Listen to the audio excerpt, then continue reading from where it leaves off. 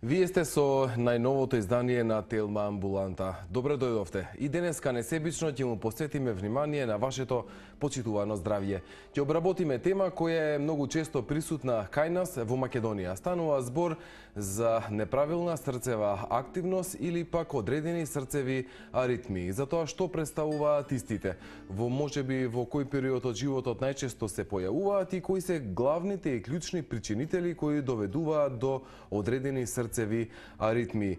Најчесто аритмијата започнува со кратки епизоди на нерамномерен срцев ритам кој се смирува без посебни лекарства, но понекогаш аритмијата е долготрајна.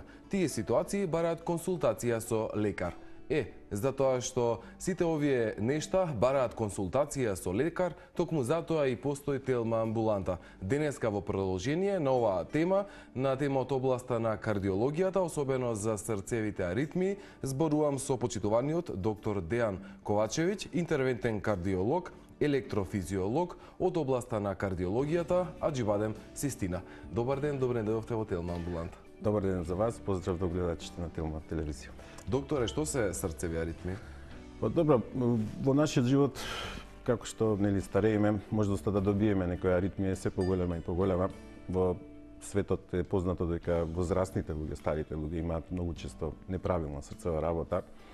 Самите тие се најчесто причина на процесот на старење, односно како старее нашиот организам, така и проблемот со можност за појава на неправилна срцева работа се зголемува. Причините, за жал, некогаш постојат и вродени кај млади пациенти, кај деца за одредени типови на аритмии, кои што за сега, за наша среќа, во светот постојат методи и техники на трајно излекување, да тие немаат повеќе некој проблем. Додека кај возрастните луѓе, како најчесто, бидејќи најчесто е неправилната работа на предкоморите, тој проблем ќе го носат малку подолг период во животот и потребно е да се заштитат од тој тип на аритмија. Како и која е најчестата причина за појава на срцеви аритмии? Како оди целата постапка за да добиеме ваков вид или вакво случај? Зависи од типот на проблемот кој што ќе го има пациентот, зависи која што е причината што може да биде, почнувајќи од нашиот стил на живење кој што може да доведе до појава на неправилна срцева работа и озбилни кардиолошки болести во кои што имаме промени на срцевите валвули, значи промени со циркулацијата, крвните садови кои што го хранат срцето, сите тие може да предизвикаат некаква неправилна срцева работа.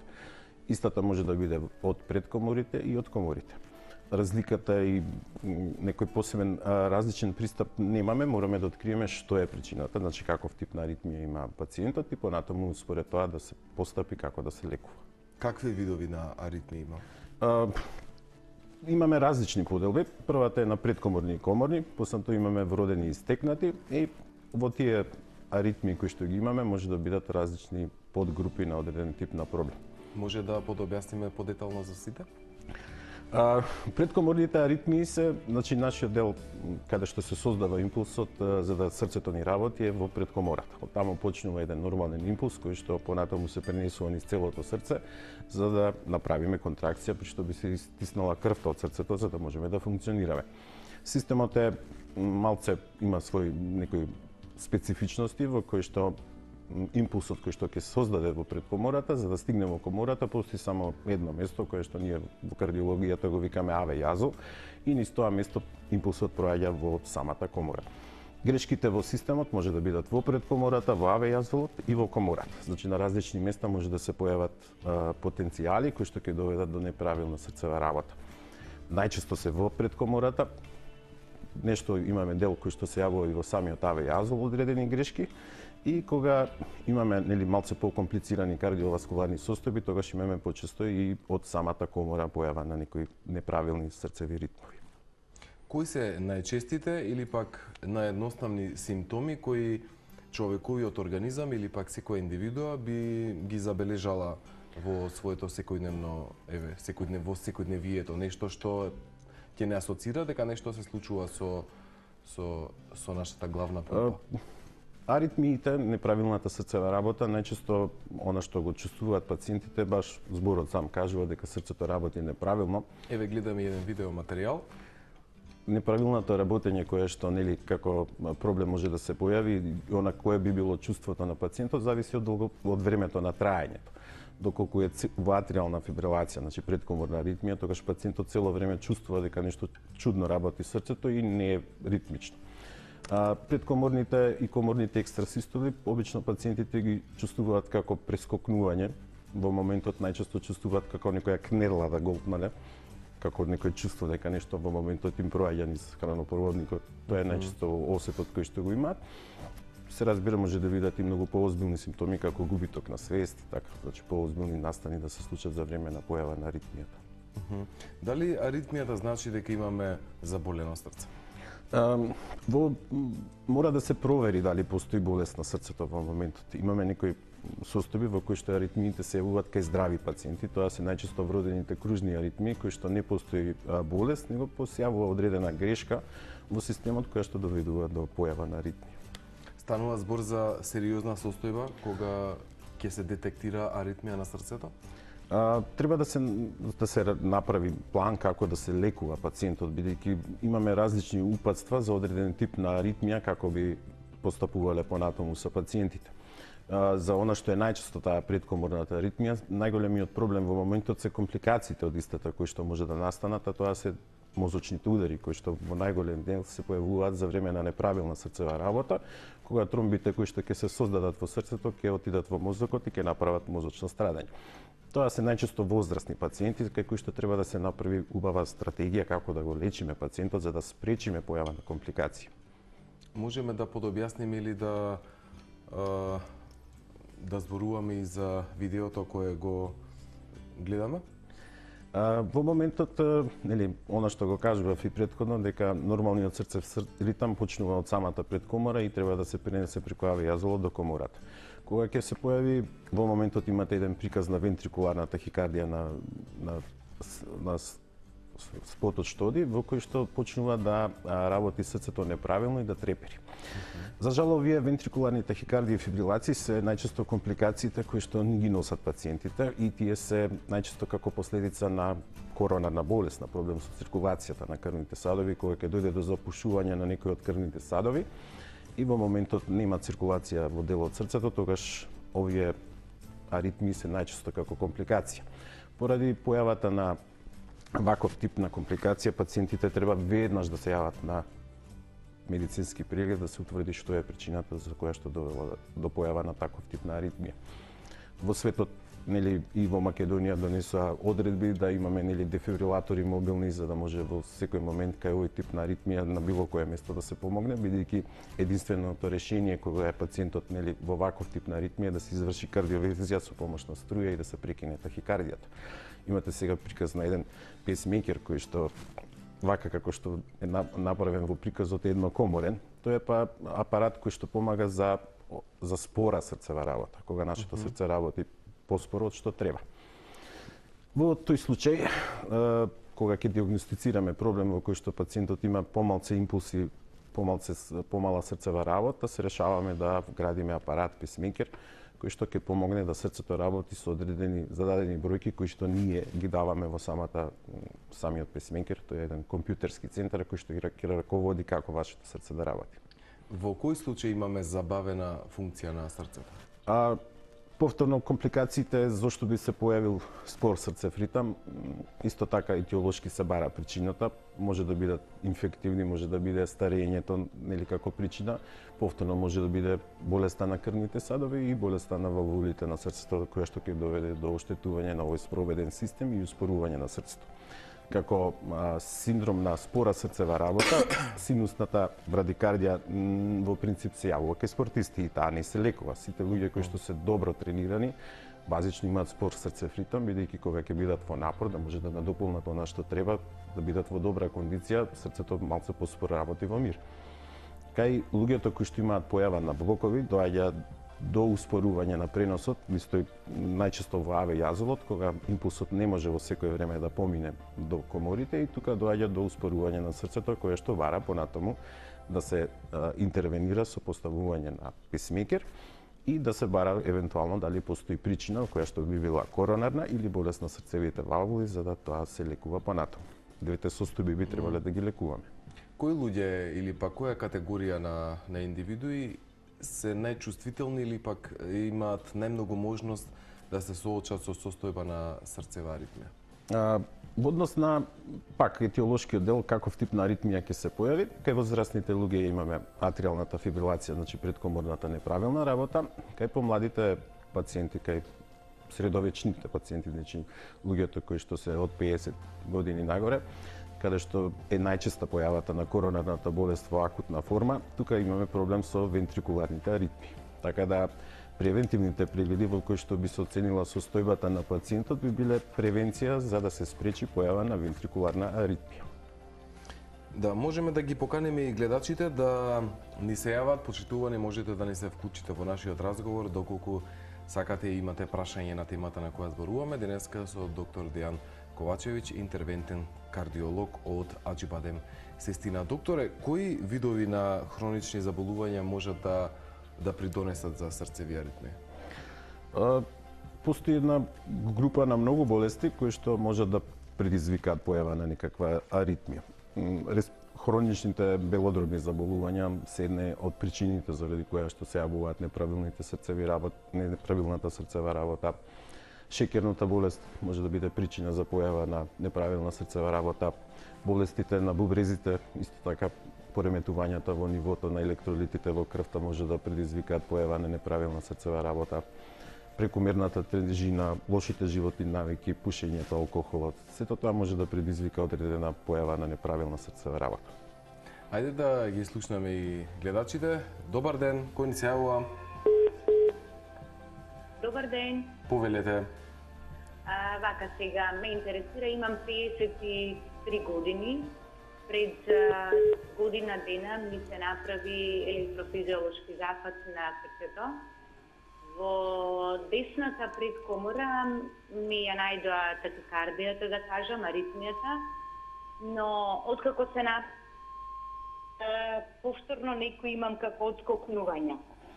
Не примам никаква терапија, а сепак кога има некои нагли промени, да кажам, на времето, топло-ладно, тоа го чувствувам. Немам некоја голема телесна, да кажам, тежина. Јас сум слаба, околу 57 кила. Сепак чувствувам некогаш така некој раскопнување, како што кажа докторот, како некоја кнедла да ми стои. Дали потребно е да се користи некоја терапија кога го имам овој симптом, односно оваа состојба? Во односно на што ви е направено како електрофизиолошка студија и начинот на кој што е интервенирано, каде е направена аблација, понатаму треба да се види дали имате се уште некаков пристап на тахикардија која што би траела подолго. Секогаш препорачуваме кај пациентите кои што имаат некаква симптоматологија да направат контролен 24-часовен ЕКГ холтер мониторинг, во кој што би се утврдило дали постојат пореметувања кои што ќе бараат повторно да се направи електрофизиолошка студија. Доколку се работи за предкоморни екстрасистоли, некогаш даваме некоја група на лекови во кои што најчесто користиме како верапамил, може да се користи, може да бидат бета блокирите употребени, зависи каков тип на екстрасистоли добивате. Со тоа што екстрасистолите се тригер за појава на аритмијата, кога е извршена аблацијата и не може да се пренесе повеќе импулсот, тогаш имаме излекуван пациент кој што екстрасистолите ќе си останат и понатаму како појава, меѓутоа не предизвикуваат тахикардија. Тоа е она што сакаме пациентот да нема веќе пристапи на забрзана срцева работа. Екстрасистолите сами како по потекло може да бидат многу причини. Најчесто во моментот е најчеста причина во вашата возраст стресот и тоа е оно што треба да внимавате за исхраната, да не се јаде касно навечер, да се внимава храната да не биде тешка за да не се оптеретува. Еден од проблемите е притискањето на желудникот врз долниот дел од срцето и активирањето со појава на екстрасистоли, така да многу работи превентивни за да не се појават екстрасистолите. Во делот кој што не интересира дали аблацијата е целосно успешна, треба да се направи 24-часовно мониторирање да се види дали ќе се активира повторно истата тахикардија. Да го слушнеме прашањето и на следниот гледач. Добар ден. Ало? Повелете. Би сакала пред се да го поздравам докторот. Би сакала да прашам во врска со... Добар ден. Ало? Да, телевизорот само правило за сите да го исклучите, да го намалите тонот, да зборуваме преку слушалка. Да. се извинувам во врска со јавувањето. Значи, би сакала докторот да го прашам, имам хипотиреодизам, дали влијанието на самата болест предизвикува аритми, пијам блоксан под четврт, меѓутоа имам често пати аритми дури кога ќе легнам на грб, да речеме. Самата болест на Благодарам. тироидната жлезда, која што дали е хипер или хипофункционална, може да предизвикува појава на неправилна срцева работа. Најчесто се предкоморни аритмиите. Со добро водење на тироидната болест се намалува инциденцата на појава на неправилна срцева работа, меѓутоа она што ни треба во моментот е кога ќе имате некаков тип на аритмија, да се направи ЕКГ запис во кој што ќе се види што ви се случува. Самата употреба на тироксинот како субституција ви прави да може да имате во моментот кога ќе го земете лекот поголема, бидејќи истиот го забрзува срцето, да добиете малце непријатна забрзана срцева работа. Дали бета блокерот кој што го користите е соодветен, и за тоа сепак ќе треба да се направи проверка, да направите преглед, да ги донесете документите за да можеме да ви помогнеме, дали тој тип на антиаритмик ви е доволен за тоа што го чувствувате. Да, денеска за срцевите аритми изборуваме со доктор Дејан Ковачевиќ, интервентен кардиолог од Аџибадем, Сестина. Поздрав за следниот гледач. Добар ден. Добар ден. Повелете. На пациент сум на 43 годишна возраст и имам добиено вентикуларна тахикардија. Моментално се лекувам со флекаидин, 2 пати по 50. И имам аритмија, значи не е исчезната скроз, тоа ми се појава после јадење. Значи многу имам холтер, имам носено, ехо на срцето е здраво, значи не може да се открие причина. За типот на тахикардијата која што велите, сепак треба да ги донесете документите, повелете кога сакате во Аџибадем, Сестина, за да видиме точно што има на наодите на холтерите. Кај пациентите кои што имаат коморни аритми, некогаш имаме потреба да правиме понатаму електрофизиолошки студии, да се утврди местото од каде што потекнува аритмијата и ако има потреба да се изврши интервенција. Да. Се разбира, потребно е да се утврди точната диагноза, односно доколку е здраво срцето, каде е фокусот, местото кое што предизвикува тахикардија и да се изврши интервенција. Одиме со следниот гледач. Добар ден. Добар ден. Повелете. Поздрав до емисијата и до докторот. Ве морам за суправентрикуларните аритми нешто ако може да каже докторот. Суправентрикуларните аритми, атриалната фибрилација е суправентрикуларна аритмија, авенодалната, ВПВ синдромот, атриалниот флатер, се тоа суправентрикуларни аритми. Истите зависи кој тип е на проблем, како би се пристапило, она што би го кажал повторно, ако пациентот има атриална фибрилација, односно суправентрикуларна аритмија која што е неправилна, освен лекувањето на аритмијата, секогаш пациентот треба да го ставиме и на заштита од мозочен удар, односно заштита со антикоагулантни лекови кои што спречуваат создавање на тромби и компликации од аритмијата.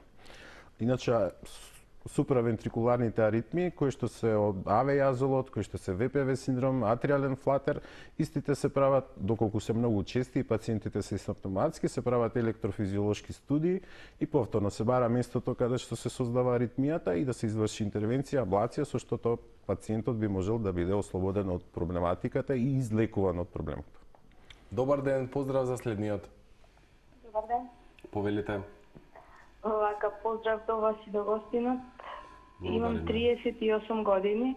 Добро. Прв пат почувствував тахикардија во првата бременост негде пред 5 години. Од тога знае да ми се случи истото на 2-3 месеци поеднашка така да осетам некоја тахикардија. Почнува како некоја жештина во желудникот и вознемиреност и веднаш знам дека ќе дојде до тахикардија. На доктор имам проверено ехо и ЕКГ се е во ред, тироидна жлезда исто, хормоните се во ред, само некој јазолче од 3-4 мм ми кажа кое треба да се следи на 6 месеци.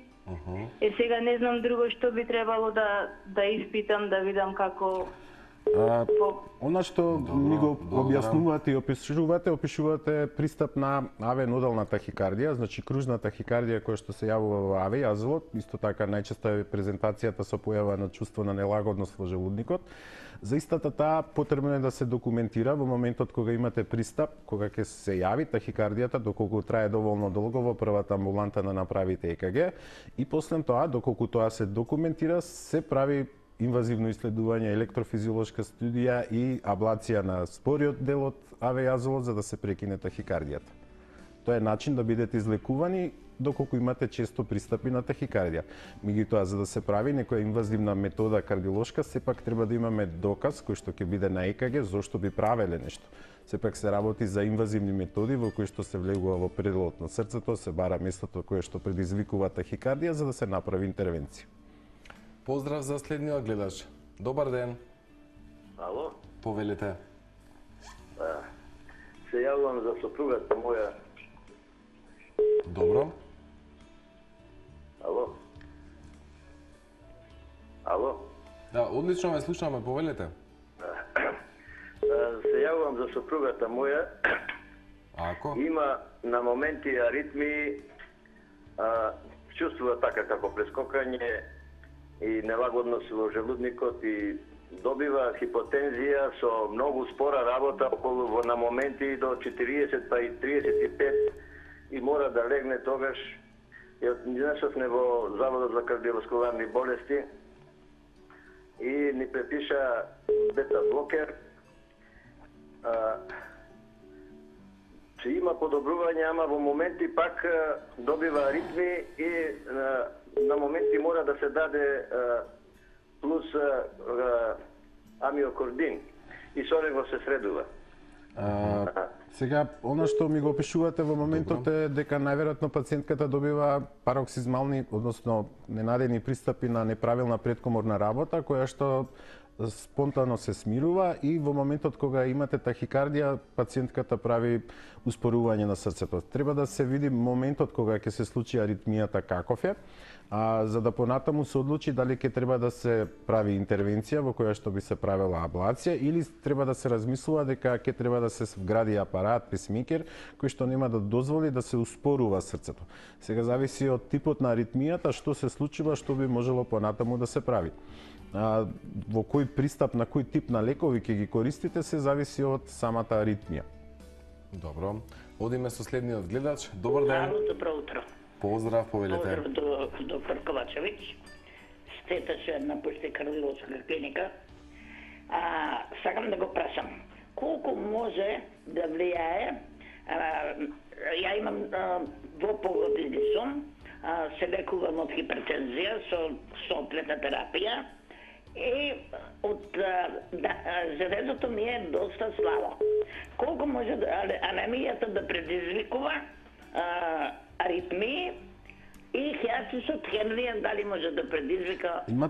Имате во моментот две диагнози кои што предизвикуваат, може да предизвикаат аритмија. Анемијата мора да се регулира затоа што секогаш кога нема доволно хемоглобин, нема доволно кислород и срцето ќе работи побрзо за да го надополни тоа.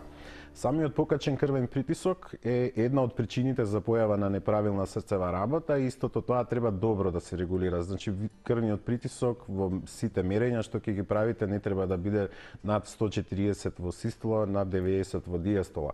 Така да за да спречите појава на неправилна срцева работа треба двете работи да ги добро регулирате.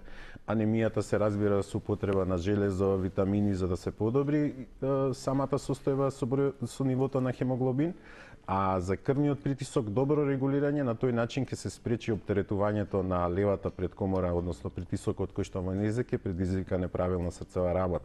Така да двете работи треба да бидат добро регулирани. Хијателната хернија сама, бидејќи е процес кој што делот до желудникот проаѓа во градниот кош, може да предизвика појава на неправилна срцева работа. Најчесто лекувањето е внимателна исхрана. Значи треба да јадете помалце, во мали количини, да не се преполнува желудникот и на тој начин лизгањето на самата хернија да се намали, односно можноста за појава на проблем со хернија која што е покачена во самиот граден кош. Масна исхрана? Масната исхрана, преголемата исхрана е проблем. Количината на храната е проблем, количината на алкохола од кафето. Сето тоа може да биде проблем. Сите оние пијалоци што имаат енергенси може да бидат проблем, бидејќи во себе имаат стимулативни субстанции кои што би ви предизвикале забрзана срцева работа и појавање на масна храна не би представувала проблем? Здрава храна, не масна храна. Значи масната храна самата по мотив е нездрава храна кога користите многу маст, пржена храна. Така да здравата исхрана е најдобриот начин за спречување на компликации во било кој болести, не само за кардиолошки. Тоа значи месо да се избегнува? Не, ние не можеме да живееме без внес на железо.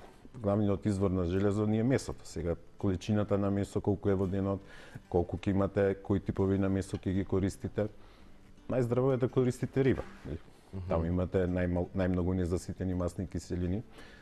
Месата кои што ние ги користиме во големи количини, свинското месо, јагнешкото месо може да ве оптеретат со нагло качување на маснотиите, со голем енергетски внес. Телешкото месо се препорачува да биде варено во исхраната за да биде што поздраво. Пилешкото месо да биде и тоа во безмастено, ако може да биде исто така варено во исхраната. Се разбира, вкусовите се различни, секој бира како што сака и битно е да количината на храна биде соодветна според нашите потреби. И доколку се конзумира свинско, јагнешко, сето тоа да биде во одредени умерени количини, така да не се претерува. Да не претерува. Се што е претерано не е добро никогаш во животот. Добар ден, поздрав за следниот. Ало, добар ден. Повелете. Може да ве замолам нешто? Ајде, слушаме. Видите, ние што сме болни од еден карон, ако сакате да пуштите ние што сме болни од астма и возрастни, кој ден сме ослободени? Ја би ве замолил како од телевизија. Од не знам кој ден ви ослободени сме од работа. Може ли да биде солидарен према нас, да пушти еден кајрон? Да пуштиме кајрон со што? За лекување на астма. А за лекување на астма? Од работа, ви астматичарите, заради загревеноста. Добро, ќе поканиме доктор од таа област, па ќе ја обработиме и таа тема, иако сме зборувале многу пати во изминатиот период на теми за од областа на астмата, па еве ќе ви излеземе во престред. Добар ден, поздрав за следниот гледач. Здраво, добар ден. Поздрав, повелете. Се јавам од Велес, поздрав и до вас. 33 години имам. Добро. Подолго време имам брзо очекување на срцето. Нормално секојдневно ми е 100. До 120 чувствувам гушење. Над 120 пијам метанол од 50. И сега не јадам мрсна или тешка храна, некоја не се прејадувам, но во последно време многу чувствувам болка, оток и трпнење на раците, особено на прстите. Тоа се случува навечер кога мирувам и кога спием. Дали може нешто да биде... Во однос на... И во Филип Стори сум правила тест стрес, сум носела мониторче, освен магнезиум не ми препорачале ништо. Добро, Во однос на синусната тахикардија, односно неправилната срцева работа, која што најчесто не представува болест, него е еден нормален механизам во кој што вие сте женска особа 30 години, вашите хормони претпоставувам дека нормално работат, така да естрогените хормони знаат некогаш да ја убрзаат срцевата работа, така да во принцип лекувањето на забрзана срцева работа која што е синусна, нормална, се сведува на проверка дали ви фали железо, дали имате доволно хемоглобин, дали тироксинот е во ред, се проверува дали имате некоја причина која што би требала да ја лекуваме. Најчесто стресот е најголем проблем кој што треба да се избориме со него и да наоѓаме некој начин како да се ослободиме од него, а тоа е здрава физичка активност, здраво хранење и се што ќе ви помогне да тој малце вишок на симпатикус, односно вишок на адреналин го намалите малце за да тие тахикарди бидат што помалце. Во однос на отоци на раците во текот на ноќта и појава на симптоми на болки во зглобовите, сепак тоа е во областа на реуматологијата, би требало да ве проверат колегите ревматолози дали имате некој од нивните синдроми кои што би довеле до ваков круг на проблеми. Од психолошка гледна точка, кога сме под интензивен стрес, може да се соочиме со срцеви аритми?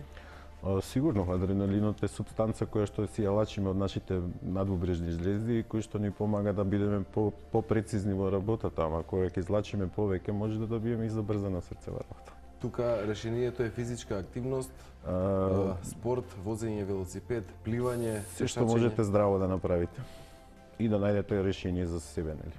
Да си го најдете правилниот начин за хармонизација во телото.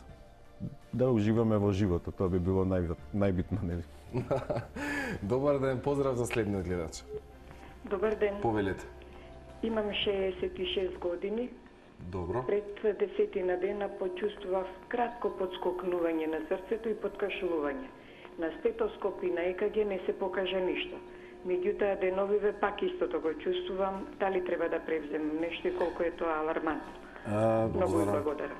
Со оглед на возраста во која што сте, може да се запојава на неправилна срцева работа е негде над 10% во однос на другата популација, што значи дека треба да направите убави кардиопревентивни прегледи во кои што би се проверило дали функционирањето на срцето е се во ред, дали срцевите валвули се во ред, односно каква е состојбата на самото срце и во моментот ако некогаш тоа што го чувствувате е доволно долго да ви направат ЕКГ, да видат каков тип на прескокнување добивате, за да може да се даде соодветен третман, за да тоа се спречи и превенира.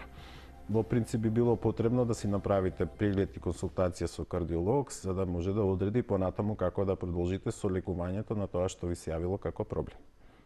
Да го слушнеме прашањето на следниот гледач. Добар ден.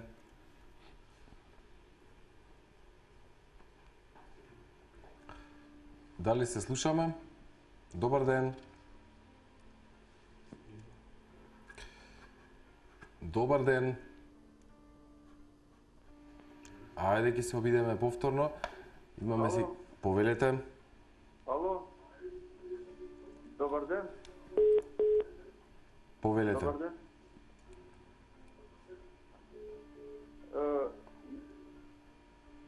Јас имав аритмија. Добро. Околу 10 дена ме одржи аритмијата и отидов да направим коронографија. Добро, само преку слушалка, господин, ајде. Добро, добро. И ми ставија стенд. Ми ставија стенд од тие што од време на време што се топат, значи, се топат. Дали има некој ризик од стендот и дали навистина ќе се топи после една година? Вака сега ме прашувате во однос на аритмијата, треба да се види каков тип на аритмија и се даваат лекови антиаритмици за да аритмијата која што имате 10 дена се смири. Во однос на типот на стентовите каков е употребен, дали ќе биде тој што ви е ставен, кој што се ресорбира во рок од 1 до 3 години, дали ќе биде стент со лек кој што ќе не дозволува да се запуши или ќе биде bare metal, што се вика медицински стентот, битно е да болеста која што ви направила проблем биде регулирана и санирана.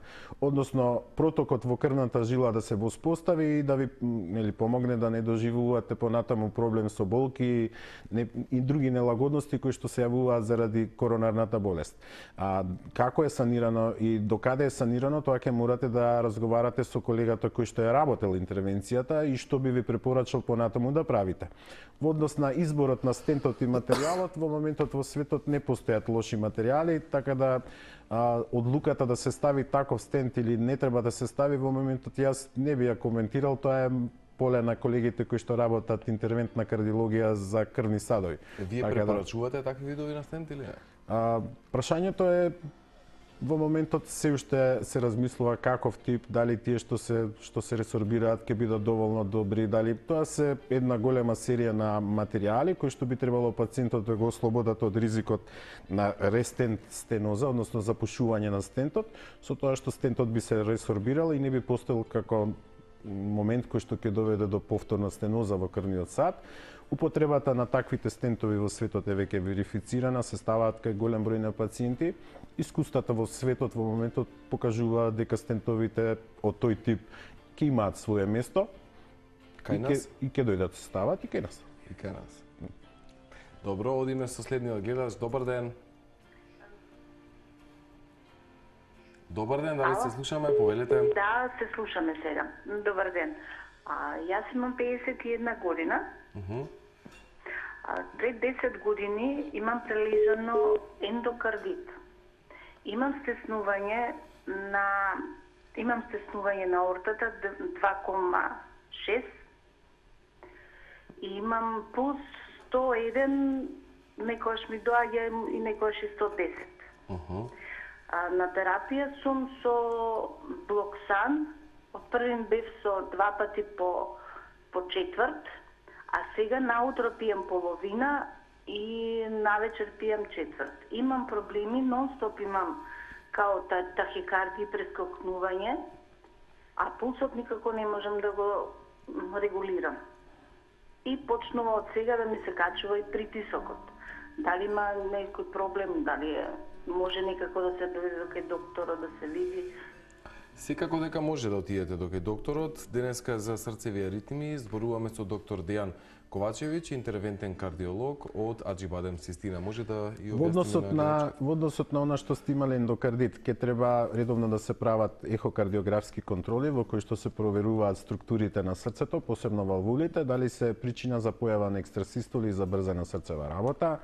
После прилежување на инфективен синдром кој што би го оштетил срцето, треба да се провери дали функционалноста на срцето е сосема во ред, така да тие контроли се основни во она што како диагноза ви го дале. Лесно забрзаната срцева работа, покачувањето на крвниот притисок, сето тоа ќе треба да се регулира со додаток на лекови. Дали ќе биде бета-блокерот во поголема количина, која доза точно ќе ви треба за да немате прескокнување и забрзана срцева работа, е индивидуално со секој пациент, колку според телесната тежина состојбата, а регулирањето на крвниот притисок оди со друг тип на лекови кои што ги додаваме во третманот, најчесто се АЦ инхибитори, АРБ блокери, калциум антагонисти, една група на лекови кои што може да ви помогнат да не се качува притисок. Добар ден за следниот гледач. Повелете. Добар ден. Повелете. Поздрав до докторот. Јас сум пациентка 45 години. Добро. И ми најдо како израсток на срцето, сакам со докторот, пијам димпресо, бев на сите контроли, дали можете интервенција да се направи за израсток на срцето? Притисакот ми е многу низок, 90 со 60. Ке ве замолам во однос на она што сакате да ме прашате, сепак треба да донесете документација да видиме за што станува збор, за каков тип на проблем, за да видиме што би можело да се прави како понатаму лекување. Промената која што ја имате на срцето, што е точно тоа, ќе треба да се утврди со документите и да се види како понатаму да се направи план за лекување. Добро, кратко и јасно. Добар ден, поздрав за следниот гледач. Ало. Повелете само тонот на телевизорот долу и преку слушалка. Ало, добар ден. Добар ден, повелете. Сакам едно прашање до докторот да поставам. Јас година и пол вака.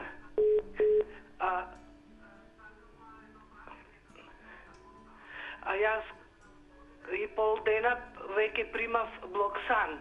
Меѓутоа, од блоксанот осеќав проблеми. Кога ќе се напијам блоксан, после пола сат почнував да болки во грбот. Добро. Во однос на типот на лековите кои што ги користите и типот на лекот кој што би го користеле, зависи од она што вас ќе ви одговара. Се разбира, секој несакан ефект од лекот треба да се избегнува користењето на тој лек и да се земе од друга група. Ќе треба да се консултирате со докторот или со некој кардиолог кој што ви препорачал да земате одреден тип на бета блокер, дали да се замени за друг, дали воопшто треба да го користите, бидејќи ако имате некаков несакан ефект од лекот, тоа е една од причините зошто да не го пиете лекот. Тоа би било упатството да направите така. Добро. Да го слушнеме прашањето на следниот. Добар ден. Ало, добар ден. Повелете. Вака сега. Првото прашање може да е малку академско. Да ми објасни докторот за здраво срце, нормално срце, што значи хипо и хипер откуцај? Мислам, кои се тие лимити? Горни, долни, Второто прашање, конкретно, преку 60 кусур години, Притисок кој варира од 114 систолен до 70-65 диастолен до 120 максимум, а и се снижува. Прашање, дали некогаш кога се случува малку поголем срце, да речеме откуцај околу 85 до 90, тоа значи некоја реакција хипофизна, адреналинска или можда синергија за снижување на притисокот. Добро, благодарам. Од првиот дел академскиот, срцевата работа зависи од возраста. Значи, колку сме помлади, нашето срце работи побрзо, кај децата фреквенциите се многу поголеми, кај бебињата, кај децата, неголи кај возрастните луѓе. Така да, за возрастен човек се зима како некој стандард дека нашето срце треба да работи од 60 до 80 удари во нормална фреквенција. И она што го кажувате како притисок, тоа се нормални вредности и фреквенциите на срцето кои што одат до 80 при наши активности 90 се исто така нормални. Секогаш кога имаме некоја физичка активност, нашето срце си ја забрзува својата работа за да може да донесе крв до сите органи и да ја извршиме нашата работна задача. Така да забрзувањето на срцето при активност е нормален наод. Тоа не представува проблем. Добро, да го слушнеме прашањето на следниот гледач. Добар ден. Дали се слушаме?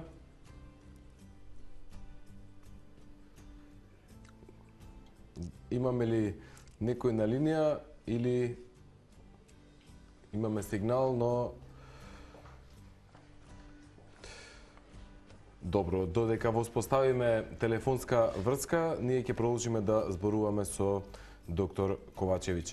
Кога ќе забележиме одредени симптоми, кои што би не асоцирале дека се соочуваме со одредени срцеви аритми, што е она што треба да го направиме? Дали откако ќе се препише одредена диагноза, терапија од страна на кардиолог, со примањето на терапијата, таа останува константна преку текот на целиот живот или во одреден временски интервал може да се санираат аритмиите и потоа да се доведе во нормална функција? Во однос на типот на аритмијата, дали ќе бара и до колку време ќе се користи одредена терапија, сето тоа се прави во договор со доктор. Значи кардиолог, интернист кој што би го следел пациентот, се одредува задолжината на терапијата, типовите на лекови кои што ќе се користат и промената на одредена терапија треба да се прави во договор со доктор. Значи тоа е она што е основната работа на докторите да ви помогнат.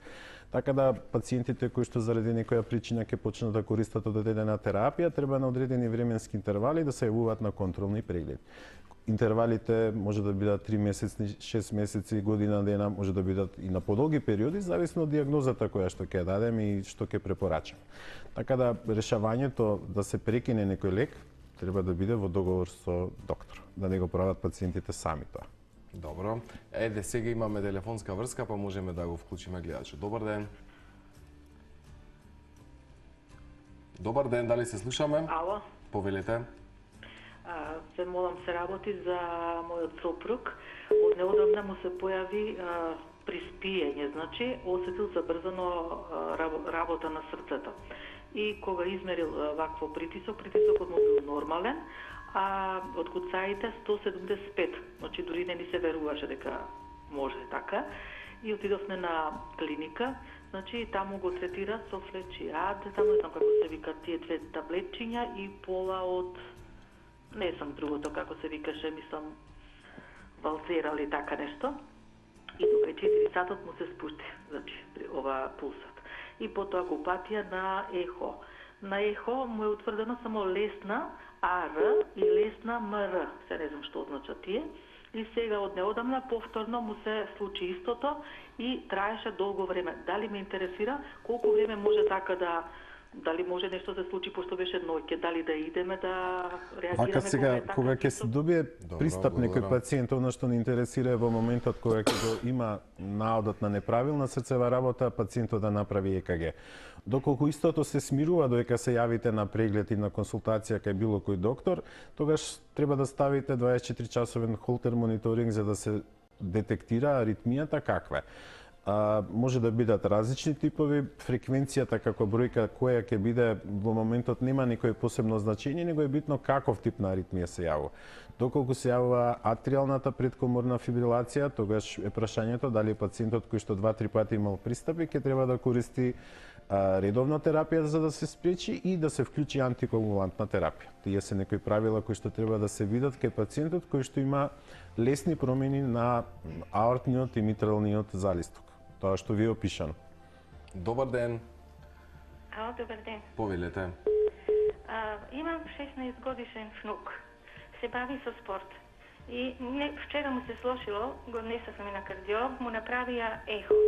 И сега пише вака: лева комора со концентрична хипертрофична на миокард, спортска хипотрофија, во систола дебелина на миокард 1,26, во диастола 1,19, ЕФ 65,2%, ФС 35,8%, дебелина на ЛВ и ИВС 3,13, лева предкомора 3,78, МВС со телесистопен пролапс, со мал джеп на миотрална инсуфиенција, аркус аорта уреден. Вака сега според наводот на ехото што ви опишале во моментот колегите, пишуваат спортско срце во кое што постои лесен проблем со митралната валува, која што би требало убаво да се обработи, што е тоа што има како проблем. Дали може да се бави внукот со спорт и тоа ќе треба да направи спортска медицина убав преглед во кој што ќе се дозволи или нема да се дозволи понатаму бавењето со спорт. За млада особа треба да си направи проверка, сепак она што е опишано како наод, некое значење во проблемот нема, прашањето е што се случило. Добро. Одиме понатаму со следниот гледач и тоа ќе биде последниот за денешната Телма амбуланта. Добар ден. Добар ден, се јавуваме од Израел од Немачка. Баш ми е мило, повелете. Мене ми е срцето со 9 стенти. 9 комада стенти имаме на задната кама исто и напред добиеме некои за притисак таблети, за срца и такви работи. Стентите ги имам веќе 13 години. Али мене ми е прашањето што кога са вале станувам, од еднашка ми е изгубувам целото телото, како да едно кесе истурено и иде одма автоматски притисакот нагоре и не можам, снага немам. Цел ден ми е притисакот на високо. Односно на што прашувате во моментот би требало да си обавите консултација со кардиологот кој што ве води.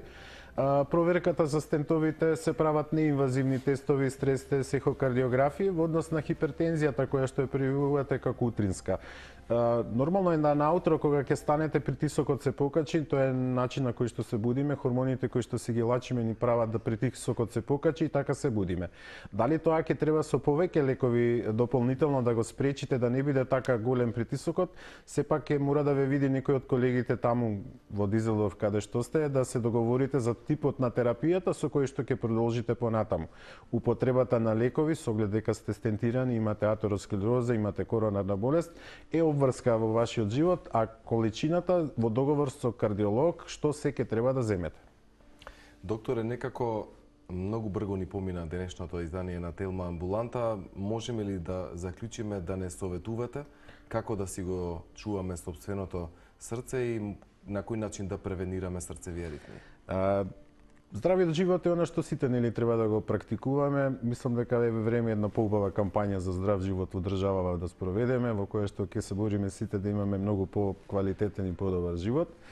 Спречувањето на појавата на аритмиите ќе зависи нели од нашето навремено појавување за било која здравствена потреба кај докторите кои што ќе решаваат одредени проблеми. Со тоа што оној дел кој што секогаш ќе остане е дека како што старееме, можноста за појава на аритмијата секогаш ќе биде поголема и поголема. Тој процес не можеме да го спречиме, меѓутоа да влијаеме на исхраната, да влијаеме на физичката активност, да се бориме против пушењето, да се бориме против злоупотребата на алкохол. Секако ќе биде нешто кое што ние во животот ќе треба да го правиме, како за нас, така и за сите околу нас. Денеска за срцевите аритми во Телма амбуланта зборувавме со доктор Дејан Ковачевиќ, интервентен кардиолог од Аџибадем, Систина. Докторе, ми беше исклучително задоволство. Драго ми беше и мене. Да, супер што се дружевме денеска. Поздрав за вас и за семејството Ковачевиќ. Благодарам, поздравим вас. До следното видување, заеднички да си го чуваме срцето, затоа што тоа е најважниот дел од нашиот организам. Да може да не води и понатаму. Ви благодарам, почитувани на вас за искажаната доверба. Слушнавте, чувајте си го вашето срце до следното видување, затоа што без него и не можеме да функционираме.